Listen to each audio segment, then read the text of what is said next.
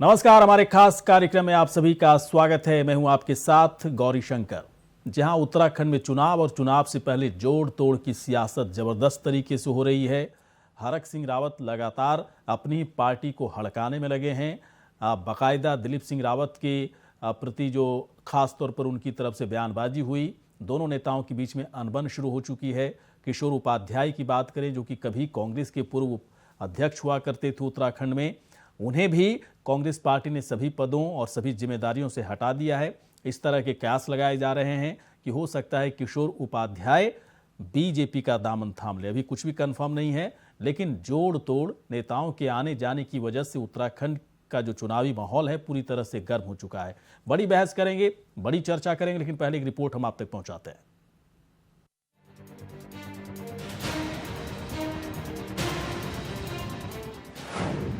चुनाव से पहले उत्तराखंड में सियासी हलचल, नेताओं के आने जाने की खबर से चुनावी माहौल गर्म। बीजेपी कांग्रेस में क्या हो रही है नेताओं की हेराफेरी।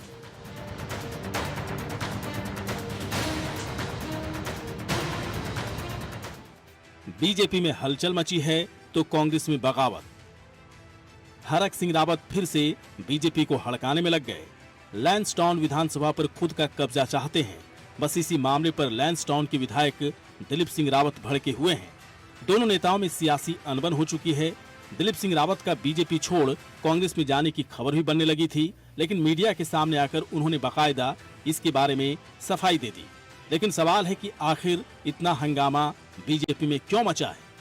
नहीं, पार्टी, हमारी पार्टी में मुझे पूरा विश्वास है कि पार्टी जो भी करेगी वो उचित निर्णय करेगी और निश्चित रूप से हर व्यक्ति को। लेकिन मैं इतना जरूर कहूँगा कि कहीं भी अगर आप बीज बोते हैं तो फसल वहीं पे काटी जानी चाहिए।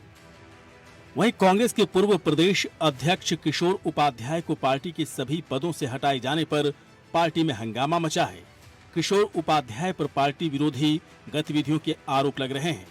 माना जा रहा है कि किशोर उपाध्याय बीजेपी में आकर कांग्रेस पार्टी को नुकसान पहुंचाने की रणनीति पर काम करेंगे। देखिए, निश्चित रूप से किसी व्यक्ति के जाने से नुकसान होता है, किसी के आने से फायदा होता है, ये आपकी बात बिल्कुल सही है। लेकिन जो निर्णय हुआ है वो पार्टी का निर्णय है और सामूहिक निर्णय है। सारे वरिष्ठ नेताओं ने बैठकर उसमें गंभीरता से मनन करके निर्णय लिया है। और उसमें क्या फायदा होगा, क्या नुकसान होगा, ये बात की बात है। कुल मिलाकर दोनों ही पार्टियों में वरिष्ठ नेता एक दूसरे की टांग खिंचाई कर अपना दावा मजबूत करने का काम कर रहे हैं। लेकिन ये तो आने वाला वक्त ही बताएगा कि ऊंट किस करवट बैठता है और कौन शह और मात के खेल में जीत दर्ज करता है। Saurabh Bhatia, India voice, Dehradun.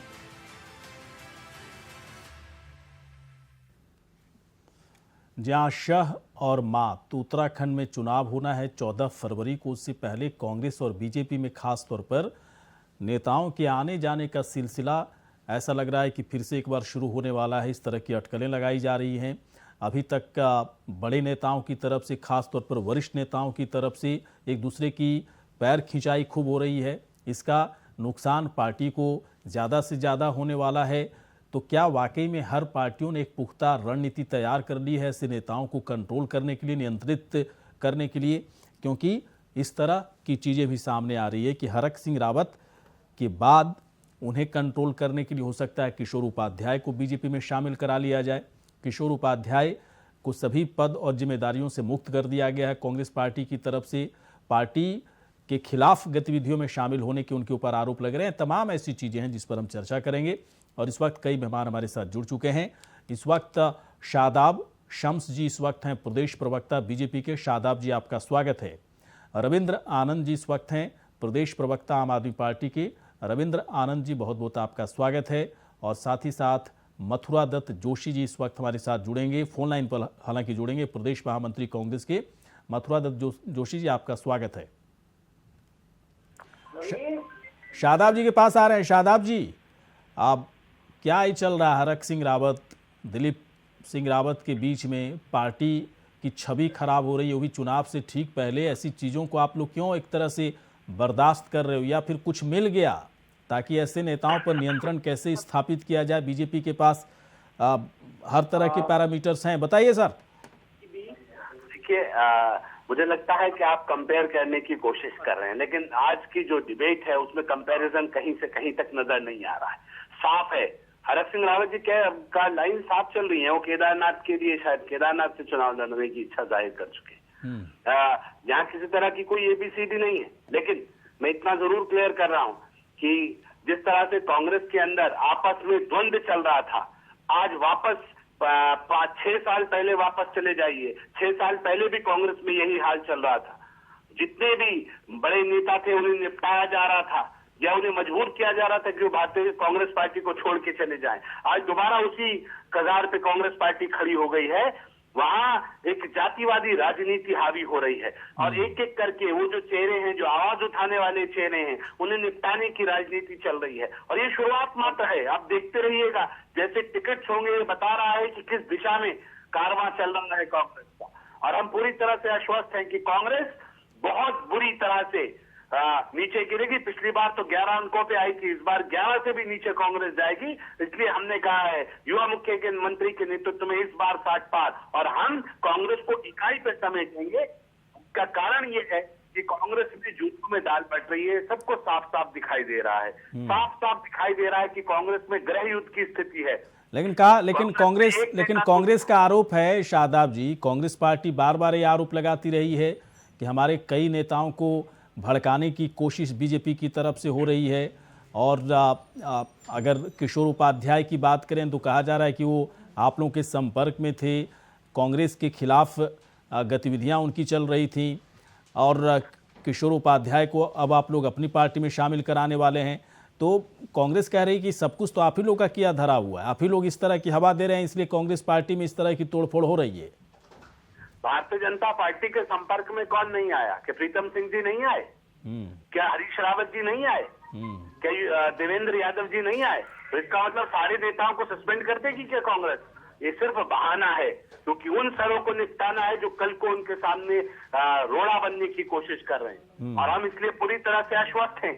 हम जानते हैं कि कांग्रेस का हाल क्या होने वाला है, इसलिए हम कह रहे हैं कि इस बार युवा मुख्यमंत्री के नेतृत्व में 60 पार। ये सब ड्रामेबाजी है, ये तो बहाना चाहिए होता है उन नेताओं को निपटाने के लिए जो आपके हिसाब से नहीं चलते हैं। और हम ये कह रहे हैं, इतना कमजोर राष्ट्रीय नेतृत्व हो चुका है कांग्रेस पार्टी का कि वो निर्णय लेने की क्षमता उसमें नहीं है। वो देख नहीं पा रहा है कि क्या हो रहा है। जैसे पिछली बार विजय बहुगुणा जी और बाकी लोग गुहार लगाते रहे और उनकी आवाज को नहीं सुना गया, अनसुना कर दिया गया, क्योंकि नेताजी जो बड़े नेता हैं, जो युवराज हैं, वो तो विदेशों में थे, तो यहाँ कोई था नहीं। तो जब कोई नहीं होगा तो क्या होगा? फिर यही होगा जो हाल अभी शुरू हो गया है। चलिए ठीक है, ठीक है, होता है क्या? हाँ। आगे आगे देखिए होता है। मथुरा दत्त जोशी जी इस वक्त हमारे साथ जुड़ चुके हैं। मथुरा जी, स्वागत है आपका। मेरी आवाज आ रही है सर आप तक? धन्यवाद, नमस्कार। आ रही आवाज? मेरी आवाज आ रही है? जी जी जी। मथुरा जी, एक बात बताएं, इतने अच्छे नेता, इतने बड़े नेता, इतने काबिल नेता किशोर उपाध्याय, कांग्रेस पार्टी में कद्दावर नेता उन्हें माना जाता है, ऐसी क्या परिस्थिति बन गई थी कि एकदम से सभी पद जिम्मेदारियों से उनको मुक्त कर दिया गया सर? देखिए, बड़ी दुर्भाग्यपूर्ण बात है जो आप कह रहे हो कि निश्चित रूप से किशोर उपाध्याय जी कांग्रेस पार्टी के वरिष्ठतम नेता हैं। तुम्हारे से और लंबे समय से पार्टी में काम भी कर रहे हैं, पार्टी के महत्वपूर्ण पदों पर भी रहे हैं। लेकिन परिस्थिति ऐसी बनी कि क्या परिस्थिति क्या बनी सर? ये तो बताइए ना, खुल के बताइए, जनता को पता होना चाहिए। पार्टी को इतना कठोर निर्णय लेना पड़ा और बड़े दुख के साथ लेना पड़ा और बड़े भारी। क्या ऐसा क्या कर दिया था उन्होंने?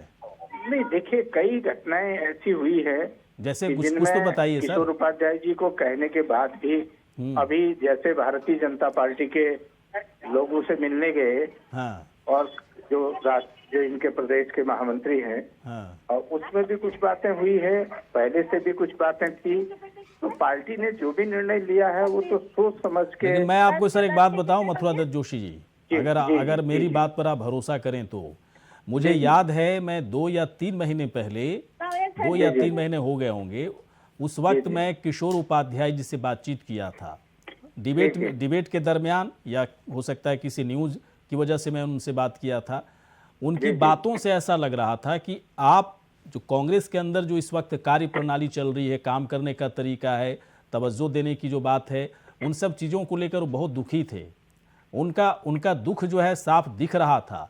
ऐसा लग रहा है कि आप लोगों ने सीधे निकाल दिया उनके दर्द को, उनके दुख को, उनकी तकलीफ को समझने की कोशिश नहीं की आप लोगों ने।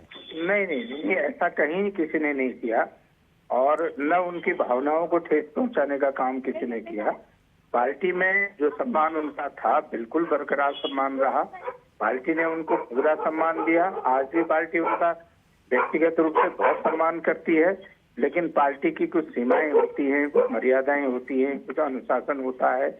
और अगर उसमें देखिए, कई वरिष्ठ नेताओं ने बहुत लंबे विचार विमर्श के बाद, मैंने कहा ना, भारी मन पे ये निर्णय पार्टी को लेना पड़ा कि किशोर उपाध्याय जी का जो भी वर्तमान में पदभार है उसको तत्काल प्रभाव से वापस लिया जाता है।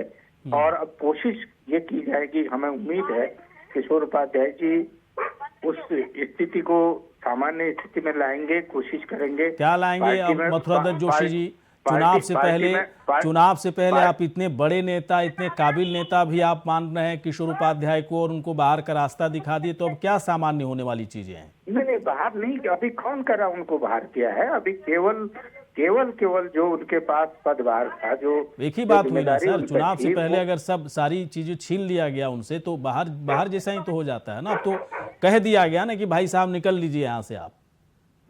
नहीं, ऐसा कुछ नहीं है, ऐसा कहीं कुछ नहीं है। समय आने पर फिर उसको ठीक किया जाएगा। ऐसा कहीं ये धारणा नहीं है कि उद्देश्य नहीं है कि उनको बाहर किया जाएगा। उनका अपना सम्मान है, अपना पार्टी उनको वही सम्मान देती है। लेकिन कुछ चीजें मैंने जैसे कहा कि पार्टी में मर्यादा होती है, अनुशासन होता है, पार्टी का काम करने का तरीका होता है।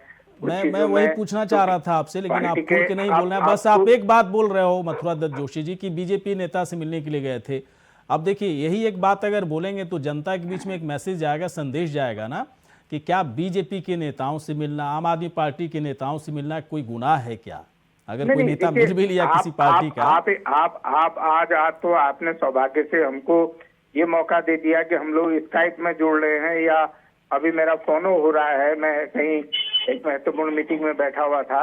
लेकिन अभी तक तो हम लोग सारे लोग आपस में रोज मिलते थे, हर चैनल में मिलते हैं, ऐसा नहीं है। लेकिन मैंने कहा ना, कहीं न कहीं कोई चीज पार्टी के नेताओं को ऐसा लगा कि उनके कृत्य से पार्टी को बताना चाहिए सर। लेकिन आप लोगों को मैं कह रहा हूं सर, चुनाव से पहले बहुत ही क्लैरिटी के साथ बताना चाहिए कि इतने बड़े नेता के ऊपर, नेता के पास कोई जिम्मेदारी नहीं है कांग्रेस पार्टी के अंदर, क्यों नहीं है? बहुत अनुभवी हैं, क्यों नहीं है? ये बहुत खुल करके बोलने की जरूरत है। मैं आता हूं सर आपके पास, आता हूं थोड़ी देर के बाद मैं आऊंगा जोशी साहब, मैं थोड़ी देर के बाद आता हूं। रविंद्र आनंद जी इस वक्त हैं आम आदमी पार्टी के प्रवक्ता नेता।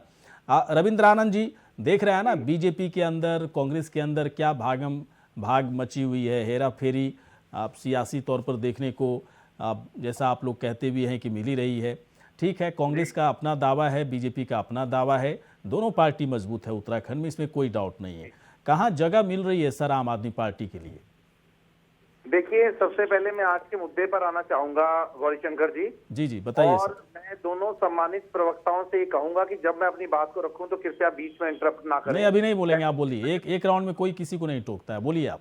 इसके बाद होता है। अभी मैं शादाब संत जी का बयान सुन रहा था, बहुत ही बचकाना बयान दिया उन्होंने कि हरक सिंह रावत जी केदारनाथ से लड़ रहे हैं।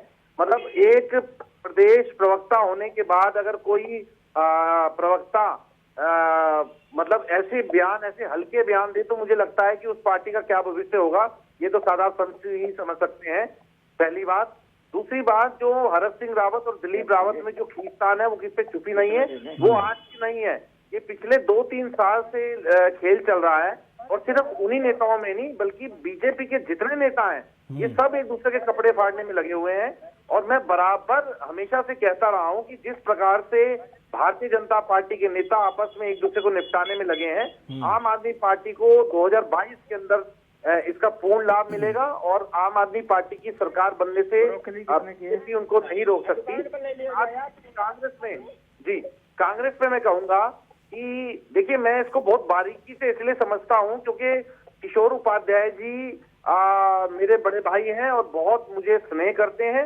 उनका कल सुबह भी मुझे फोन आया था बधाई देने के लिए कि आप प्रत्याशी हुए हैं कैंट से, मैं आपको बधाई देता हूं। तो वो बहुत सम्मान करते हैं और उसी सम्मान के साथ मैं आज ये कहना चाहता हूं कि किशोर उपाध्याय जी को कांग्रेस ने बिल्कुल तवज्जो नहीं दी, उनको अलग अलग करके रखा। पिछले 5 साल का आप इतिहास उठा के देख लीजिए, किशोर उपाध्याय नहीं, आप सही कह रहे हैं रविंद्र आनंद जी। 3 महीने पहले मेरी जब बात हुई थी उस वक्त भी पता नहीं, मुझे फील ऐसा हुआ कि ये दुखी हैं, अंदर से दुखी हैं अपनी पार्टी से, बहुत दुखी थे। और मैं आपको ये बता देना चाहता हूं कि किशोर उपाध्याय जी बहुत अच्छे व्यक्ति हैं, बहुत अच्छे व्यक्तित्व के धनी हैं, लेकिन कांग्रेस पार्टी ने दरकिनार करने का काम किया, उन्हें ठिकाने लगाने का काम किया। और मैं ये कह देना चाहता हूँ ये नेताओं से उनका मिलना था या जो भी था वो एक उनकी नाराजगी थी, जो वो नाराजगी दिखा रहे थे, लेकिन उनको नहीं पता था कि पार्टी उन्हें इस कदर दरकिनार कर देगी कि उनको सभी पदों से मुक्त कर देगी। बहुत दुर्भाग्यपूर्ण घटना है और मैं समझता हूं कि कहीं ना कहीं उत्तराखंड इसको देख रहा है, बीजेपी और कांग्रेस दोनों पार्टियों को देख रहा है। और जिस प्रकार से बीजेपी कांग्रेस ने ये गेम, ये खेल रचा है, उत्तराखंड की जनता इनको मुंह तोड़ जवाब देने के लिए तैयार है। गौरीशंकर जी, तो आप कहाँ देख रहे हैं फिर? अगर सब कुछ खराब ही है कांग्रेस पार्टी में, बीजेपी के अंदर जनता बिल्कुल नकारने वाली है, तो फिर आम आदमी पार्टी ने बड़ा काम किया या नहीं किया? आम आदमी ये समझ चुका है कि अगर आम आदमी के हित में कोई पार्टी काम करेगी तो आम आदमी पार्टी काम करेगी। दोनों पार्टियों से लोग त्रस्त हैं। मैं नहीं कह रहा हूं। आप किसी भी अपने पत्रकार बंधु को भेजकर किसी भी विधानसभा में सर्वे करा लीजिए। अब डिबेट ओपन हो चुका है, काउंटर कर सकते हैं कोई भी। और लोग कह रहे हैं इस बार किसी दूसरे विकल्प को चुनेंगे, कोई नया विकल्प ढूंढेंगे। और विकल्प के तौर पर उभरी आम आदमी पार्टी पूर्ण बहुमत के साथ सरकार क्या शादाब जी जो रविंद्र आनंद जी जो आरोप लगा रहे हैं कि कोई पहला बहुत नया मामला तो है नहीं, हरक सिंह रावत, दिलीप सिंह रावत के बीच में किस तरह का अनबन रहा है, पार्टी पूरी तरह से अंदर से कमज़ोर हो चुकी है, ऊपर से जितनी मजबूत दिख रही है उतनी मजबूत है नहीं, और यही वजह है कि 3 मुख्यमंत्री तक को लगाया गया। इन सारी चीज़ों का जवाब जनता को कैसे दे पाएंगे शादाब जी? विकास का मॉडल जी बताइए सर। गौरी भाई, देखिए 2 बातें। एक ये कि हरक सिंह रावत जी ने अपनी इच्छा जाहिर की और वो बड़े नेता हैं, जहां से चाहे वहां से लड़ लेंगे और जीत के आएंगे, इसलिए हम उनसे वो कह रहे हैं शादाब भाई। अरे वो अभी मेरी बात पूरी आने दीजिए, मैं कह रहा हूँ ऐसे मजा नहीं आएगा। शादाब भाई, मैं अपनी बात पूरी कर दूं फिर बोलिएगा, मैं आपकी बात भी, आपका प्रश्न ले लूंगा। मैंने कहा कि आज जो सबसे बड़ा सवाल है वो ये है कि किशोर उपाध्याय जी ने साबित कर दिया है कि कांग्रेस में हालात बद से बदतर हो चुके हैं। आम आदमी पार्टी डिफेंड कर रही है कांग्रेस को और दूसरी तरफ डाइवर्ट करने की कोशिश कर रही है। मुद्दे को उस पर जाने की जरूरत नहीं है। हम सिर्फ इतना कह रहे हैं कि आप अपनी पार्टी का पक्ष रखिए, कब तक उन्हें निपटाने का काम कांग्रेस पार्टी करेगी। ये सवाल है जो प्रदेश की जनता जानना चाह रही है कि क्या जातिगत राजनीति आज भी कांग्रेस में इतनी हावी है कि कुछ चुनिंदा चेहरे जो हमारी उनकी कुछ लोग बीजेपी के प्रवक्ता है, कांग्रेस की बात मत रखिए।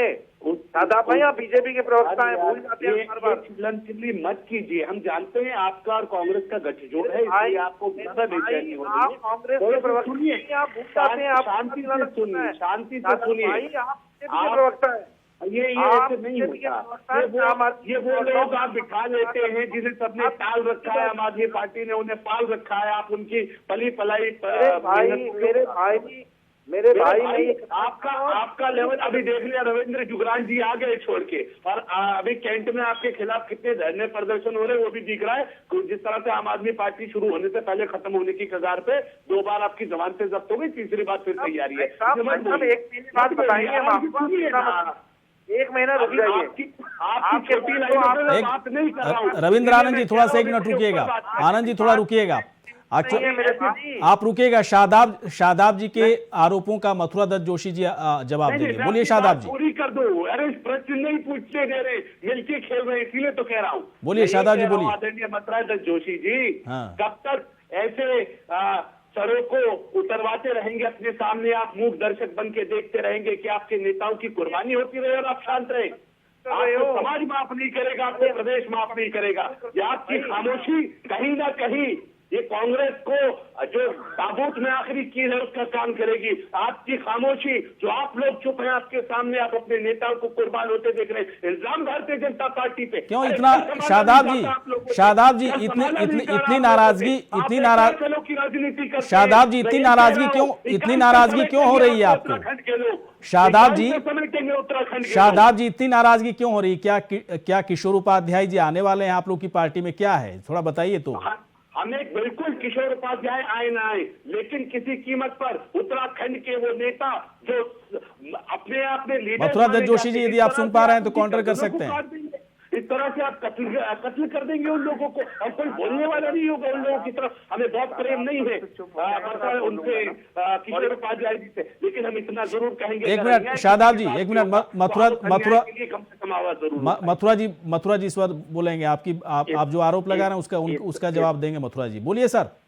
इस समय मैं शादाब शम्स को केवल इतना कहूंगा कि बहुत उत्साहित मत होइए, अभी 8-10 दिन और इंतजार करिए। जिन हरक सिंह जी को आप चुनाव लड़ाने की बात कर रहे हो, वो तो आपकी मजबूरी है, क्योंकि रोज छप रहा है, रोज दिख रहा है।